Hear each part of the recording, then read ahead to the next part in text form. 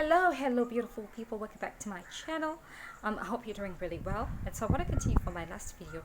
And I want to talk about the importance of embodying the name of Yeshua, embodying the name of Christ, and hence functioning as Christ himself, not just for him, but functioning as Christ.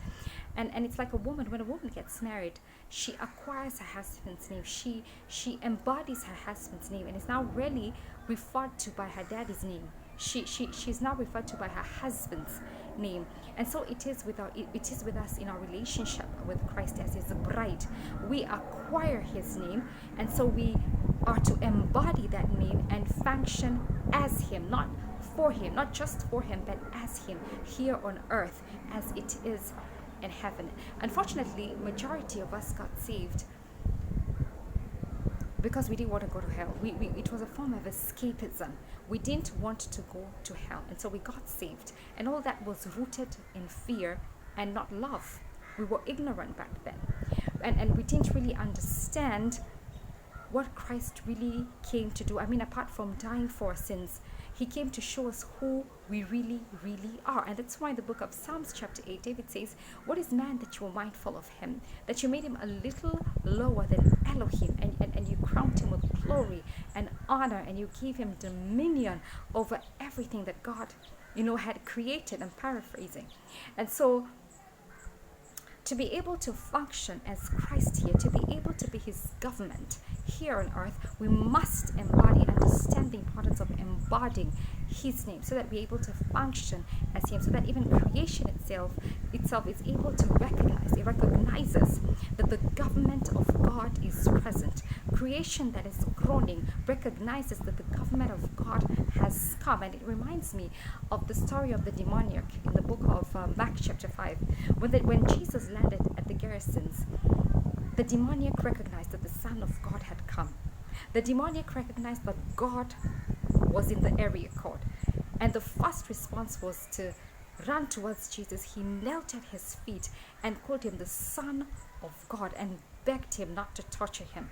He recognized that the government of God had come. Even demons recognized that the Son of God had arrived, and that is not limited to only Christ. Christ came to show us. He was showing us the sample son. He was showing us who we really are and our potential. He was showing us our potential, that we are limitless people. We are limitless, and we ought to function at the level of God, but only if we understand who we really are and truly embody it. And that's why in the book of Psalms chapter 45, the bride is encouraged to leave her familiar territory. She's encouraged to leave your father, leave your father's household, leave your country, and submit to your king. Submit to your king, because the king is enthralled by your beauty. That is in the book of Psalms chapter 45.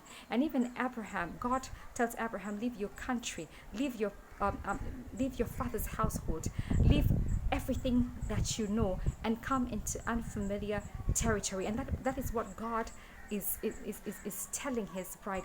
God is calling his bride out of the familiar territory, out of what she knows, into the no eye has seen, no ear has heard, into the no mind it has comprehended. It has not entered the mind of God, of the mind of man, what God has in store for them, for us who love him. And so to be able to enter into that place of no eye has seen, we must be able to let go of the familiar. We must be able to let go of what we know, die to what we know, die to what we think we know, die to our old way of thinking, our old way, our old patterns, and embrace who God is calling us, embrace what God is calling us into, so that we're able to function as Christ, to take up his name as our own and function as him, to become a real Mrs., to become a real Mrs. So and so, Mrs. So and so, Mrs. Christ. And so anyway, I hope you I hope I make sense, and I hope you're blessed.